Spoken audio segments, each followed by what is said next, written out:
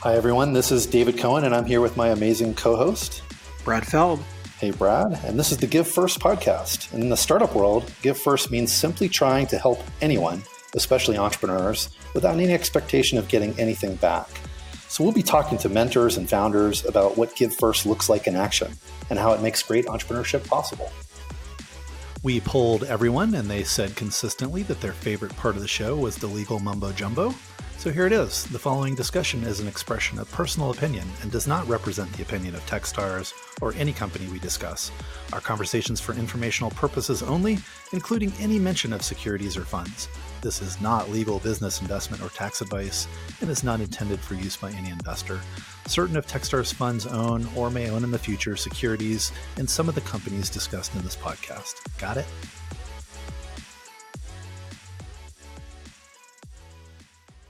Welcome to this episode of Give First. I'm one of your co-hosts, David Cohen. We have a great guest on the show today to talk Give First with us. It's John China, who is the president of SVB Capital. John has been with SVB, I think, for 23 years now. Is that right, John? That's correct. Amazing. You don't see that every day, people that stick around that long. And you've been a huge part of building this amazing organization. You're now president of SVB Capital, as I understand it, and that's the funds management business. Maybe tell us a little bit about what you're doing day to day today at SVB. Yeah, on May 1st, it was announced that I'd be leaving the commercial bank, where I've enjoyed a 23-year career, to join the funds business. Currently, it's $4.5 billion under management, under two investment platforms, a fund of funds, really committed to most of the brand name firms you and I know, and then a direct investment strategy around Series B investing for the same managers that we invest in our fund of funds. So the goal is to come in and try to scale up that business significantly larger and add more products to the platform. Well, congrats on that shift. I'm sure that's exciting. A little bit of fun new stuff to play with, but in the same world. So that's awesome. Yeah. The relationship that Techstars has enjoyed with Silicon Valley Bank over the years has been very Give First from our perspective. Just the way that you personally and so many others from SVB have just shown up at our accelerator programs, at our community events like Startup Weekend. Maybe talk a little bit about how you think about sort of being so giving as a strategy, because I know that you are a big believer in that. And what do you get back from doing all of that? Yeah, I think a lot of sponsors get caught up in, this concept of ROI. And if I spend $1, how do I measure it coming back to me? And, I remember, Dave, we met about almost a decade ago in your offices in Boulder when you were first opening up Bullet to institutional investors. And I just remember that conversation very clearly about your career arc and your reasons to starting Techstars. And nothing in that conversation had anything to do with making a lot of money or creating a great big company for yourself. It was really all about creating a platform to support entrepreneurs. And in my company, what I tell people is it's such a privilege to come to work every day. And for me, 23 years, it's certainly with its ups and downs, but for 23 years, I get the privilege to sit across these incredible entrepreneurs who are taking really all the risk in building these great companies. And so the way we look at the world is this idea of if we can do anything in their path to make them even slightly more successful than they would have otherwise been without us, then we've achieved our goal. And so we just firmly believe that this Give First model, whether we invest in people like you at Techstars or in other organizations, is really about the long-term sort of invested capital. And so our excitement comes when these entrepreneurs achieve their goals and their success. And luckily, at least for the while I'm here, we don't measure return on investment on our committed capital. We look at it as what have these companies been able to achieve in the time that we've been involved with them, and that's hopefully that continues with my leaving into SVB Capital. Hopefully the bank, which I sure it will, continue that long-term thinking about investment in startups, and that's sort of how we look at the world. I'm sure it will, because it seems to me so ingrained in the culture of SVB, because a few of you, I'm sure, led that effort, but it seems to come from everyone. And I think a lot of the startups that work with you are very surprised by the types of things that you'll engage with as an organization. It's so much more than a place to park some money and maybe get a loan for the business. It's huge network and active connections and all of that. I talked to Chris Stedman, who is the head of relationship management at SVB, who you've worked with for a long time. And he talked to me about, when you were first sort of building out, relationship management and, all of that activity, back in the day, that one of the things you used to say is, guys, it's give, give, give. Expect that to be 2 or 3 years of give, give, give before you ever get anything back. It's not quid pro quo. It's, be willing to do that for a long time. How do you know that that's paying off, or when do you decide that maybe, you've given too much? Because Adam Grant in his book, talks a lot about there are some people that'll just take on the other side of that. So at what point do you need to see some payback from that giving? It's a really interesting question. And I appreciate that you talked to Chris, one of my most senior members of my team. But I'm very inspired by Adam Grant. I've had a chance to meet him and spend time with him thanks to David Hornick and his lobby conference. And I've actually asked him that question. I've actually pondered this idea of a world of, takers, matchers, and givers. Can givers long-term win? And, certainly Adam Grant's work proves that givers do win in the long haul. I've thought a lot about that. I don't, from where I sit, I don't know how you eventually ask for something. I think if you are in a giving mindset and it's authentic voice within you to give, I'm not sure you ever really need to ask. Certainly the way we measure, if you want to get technical, is we do look for what we call client advocacy. And I know something you care about deeply, David, but we think that the best loudspeaker for our brand are the clients we serve. And so the way we long-term measure our effectiveness is around client advocacy. And so again, I've often asked the question, is there a point where you've given too much? And I actually think the answer is no. I don't think that you ever need to ask that question. Yeah. So in the world of startups, some of them that even here at Techstars, right, we're all trying to support them together, and some of them just don't seem to be working. They don't seem to be growing, for example. And, rather than thinking about it as a zero-sum game about that particular company, right, I think both of us seem to think about it as, well, even if they fail, right, maybe we've helped them and they're an advocate for what we're doing, and we get future referrals from them. And that's a mindset that I think not everyone has. So definitely makes sense to me. So also talked to Pamela Allsworth, who I've known for a long time. And, this is a good chance to just catch up with some people that I don't talk to every day. And she's amazing, as you know. And she talked a lot about, how Ken Wilcox was really a huge mentor for you and told you to focus on just a few things and wanted me to ask you what they were and sort of how that relationship went. It's quite interesting in a podcast to be a little vulnerable. But yeah, Ken Wilcox, our former CEO, he took a real special liking to me many years ago and really looked out for my career. And I know one of the questions you're going to ask is about mentor-mentee relationships. And, for some reason, he really thought very highly of me and wanted me to join the executive team. And it was a goal he had set out for me, even probably before I had that goal. In order to achieve that goal, which I did achieve in 2011, and I've been on that under Greg Becker's executive team since that day, he said, you have to make some changes. And I was, ready for the traditional, organize better or keep a better calendar. But he actually said two very, very significant things that have really changed the way I look at the world. But he said, one is, you have to breathe better.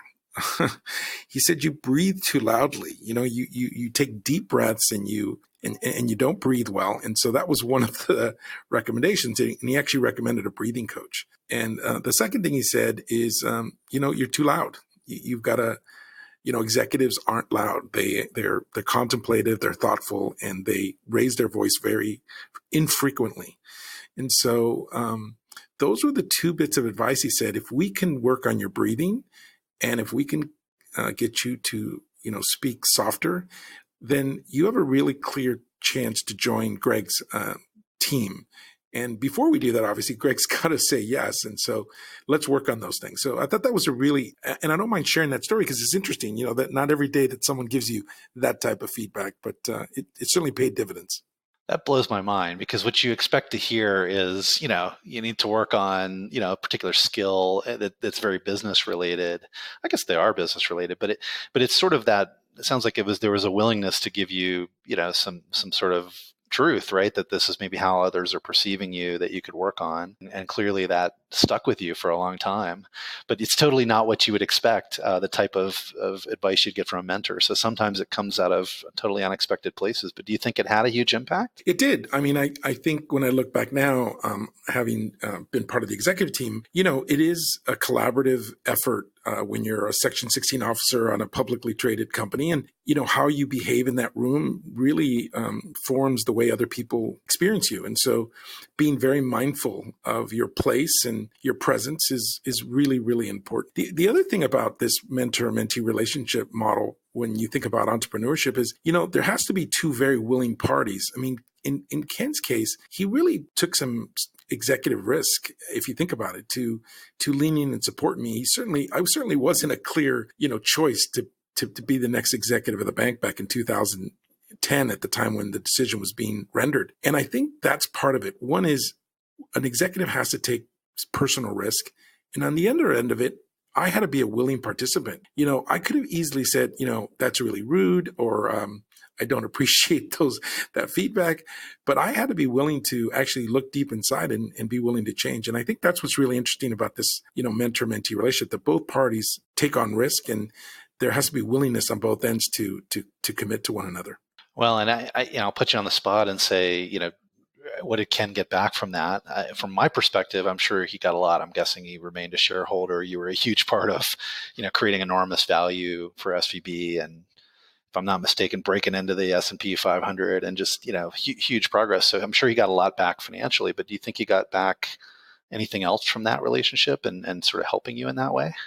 Yeah. And I think, when I think about, I've often think about Ken, now that he's retired, why he did what he did. And I think very similar to this, the reason we're having this conversation today, I think he did it to inspire me to help others in front of me. So I think I take such a deep commitment to sponsorship. In the years that I have at the bank, I'm now spending on mostly sponsoring women inside the organization that might not have that same chance I had. And so I think that is his greatest gift to me, was embedding in me a commitment to help others that fall into similar categories of outliers that wouldn't normally be selected to senior positions in the bank.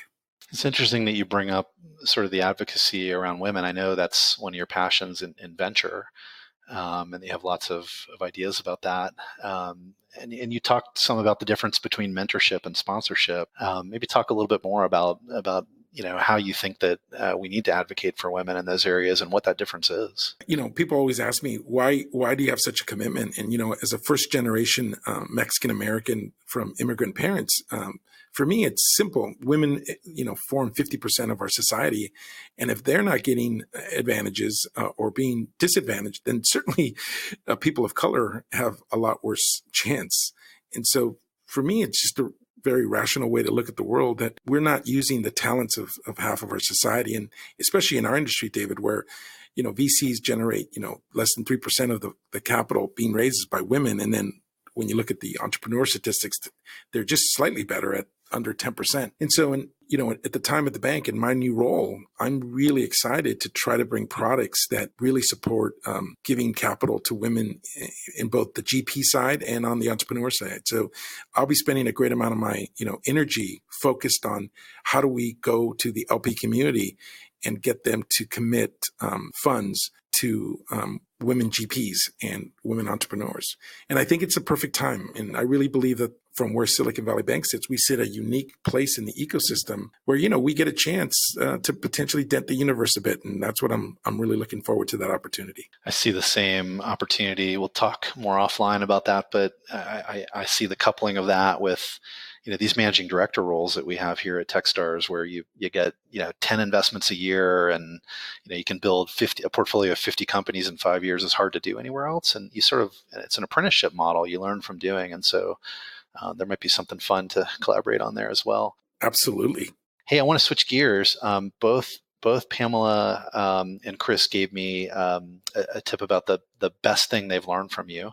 And it was hard for them to pick the best one. But I'll ask you about it. Maybe you could talk about this thing that they perceive that they learned from you. Chris said he learned, speak from the heart, not from your mind. Yeah.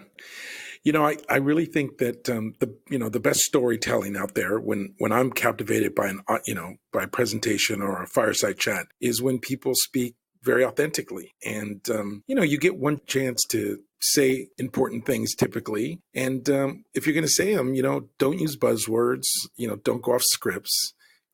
Speak from the heart. And normally when you do that, people listen. At least in my career, I found that try to be as transparent as possible. Obviously, there's things I can and can't say based on my role at the bank. But generally speaking, I ask people to really make themselves a bit vulnerable and speak the truth from an authentic voice. And normally when that happens, people follow. And that's been my history here. So it's interesting that he would say that, but that's true. Pamela's was about what you do when you first meet somebody and the conversation you have with them. She said that what you taught her to do is ask them a lot of questions about themselves and really what makes them tick. And that when that person walks away, they'll generally say it was the best meeting they ever had. Oh, yeah, this is really interesting. So I learned, it's a funny story, actually. I learned in college when I was with my roommate, and he really, really, really liked a girl in our dorm, and the parents of that woman invited us out to dinner. He needed me by his side. I guess I was a sidekick that night, and I learned this at a very young age. In that dinner, this was an entrepreneur, a software engineer entrepreneur in Boston who become very successful. And at that dinner, I just asked him probably like 40 questions. And I just, as he ate his dinner, I just kept asking more and more questions. And, I learned early on that interesting people are people that find interest in others. That was the message that his daughter gave to me after the next morning, who said, my parents really, really were excited to meet you because they found you to be so interesting. And the reason they found me interesting was because I found so much interest in them.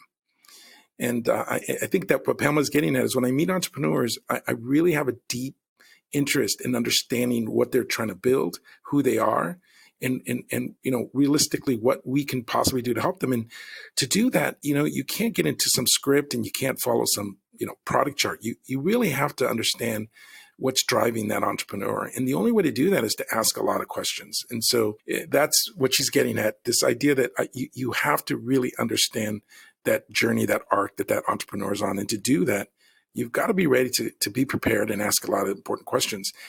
And, they can't be random, and you have to be prepared. So that's the other thing I think entrepreneurs expect from us, that, we've done our homework and we understand the business model to some degree, so that you're not just, silly questions. But yeah, that's consistent with a conversation I've had with my leadership team for many, many years. That sidekick, I think some people would call that a wingman, by the way. Exactly. By the way, that couple got married, so they ended up in a good place. Good. You played a role. That's awesome. Like I said, it was hard to pull one thing out of Chris and Pamela. They gave me a bunch, but hey, it's a 20-minute podcast, so we'll stop there with those. And the last topic I wanted to hit you on before our rapid fire that we'll wrap up on is particularly, Chris was talking about, he just picked one example of Foundry Group and said that you really pushed the bank to stop approaching Foundry as a transaction and more approach them as a relationship. And that was some maybe internal debate about how to think about that. But he thought that would be an interesting thing to ask you about, how you sort of maybe manage that way of thinking inside the bank more broadly. Yeah, I mean, look, it's certainly, again, when we talked about, sponsorship ROI, there's two ways to make money in any type of enterprise. And certainly transactional volume is a way to make money. And I think for years, the organization, really relied on transactional results. And, they paid really well dividends for the bank over the years. I think the Foundry was a real turning point for us as an organization because, as you know, your co-producer of this podcast is also a dear, dear friend of yours. Brad is a really interesting investor. I mean, he always talks about having built Foundry Group as a group of national investors that happen to want to live in Boulder. And, for most of these small regional firms, they probably don't get that same credit they deserve, like some of the brand firms in the East Coast and the West Coast. And so I think there was a challenge for our organization to understand the delta between treating something just transactionally versus really taking a step back and understanding the power of a platform like Foundry. And so, yeah, it took me some work to try to sort of detangle people's perceptions of what Foundry was as a regional firm versus the national investment platform that has become. And so, it doesn't take much after meeting the entire team in Boulder to know that this firm is very special, as you well know, David. So for me, it was sort of a job that I took on, and I didn't mind the challenge. Yep, special is definitely the word I would use for Foundry Group in many contexts. You're right. So I want to go to rapid fire. This is how we usually end. We're big fans of Harry Stebbings, and he does this on his podcast, and we love it. First question, what give relationship that you've had with a CEO are you most proud of today? There's several, of course, when you ask these questions, but for me is when a CEO is in a turnaround situation and you've been there in the worst of times and you're able to come out the other end, and you had to do some pretty difficult discussions with that CEO, but more importantly, you also had to restructure things and convince people on your side to do the same. And so I think when I think about the CEO relationships that are most meaningful are the ones where we went through some really dark times together. John, is there a charity that you might be involved with that you would urge people to take a look at, and why? Hunger for elderly people in San Francisco is something that we collectively can all solve. And so I'm very passionate and committed to help Meals on Wheels San Francisco achieve its goals. Well, as you know, you never know what you're going to get back from giving first. So we here at Techstars will make a donation to that one for you in your name. And we'll also make one to the Techstars Foundation, which is focused on diversity and inclusion and entrepreneurship. So that's just a little thank you for being on the show. Thank you, David. How about your favorite city in the world? Someplace you think everybody should visit? Well, we've had several. My wife and I, Selena, have had several visits. Paris always comes to mind. 1, 2, 3. But I'm really fallen in love with the North American cities. I think North America is underrated. And so I keep real track. So I'm going to cheat and tell you that, I look at Toronto, New York City, where I opened that office, and Mexico City as 3 shining examples of cities that are really taking on more prominence in the world ahead of us. Last question, rapid fire, last question, I'll let you go. Is there somebody, dead or alive, in history or doesn't matter, who you would love to have dinner with, and why? Yeah, the person that has inspired me over the years is Abraham Lincoln. Obviously, I've read his books and the books about him, and think about that point in the war. And when it comes to civil rights and the choices he had to make to keep a tattered government together, to fight to do the right thing, has always inspired me. That when I'm put at my toughest challenges, will I rise to the occasion and do the right thing? And I constantly inspired by his leadership and what he did to keep this country together at a time that it frankly wanted to break apart. Great. John, on behalf of everybody at Techstars and everybody listening, thank you so much for all that you do for startups and the startup community, and that SVB does. It's noticed and appreciated, and thanks for being on the show with us today.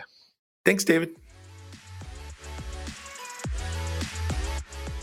Thanks a lot for listening to the show today. We'd love to hear your feedback, ideas, or who you'd like to hear next on Give First. Please leave us a rating and review as well, and reach out anytime to podcasts@techstars.com, or on Twitter, I'm @David Cohen. See you next time. Don't forget, give first.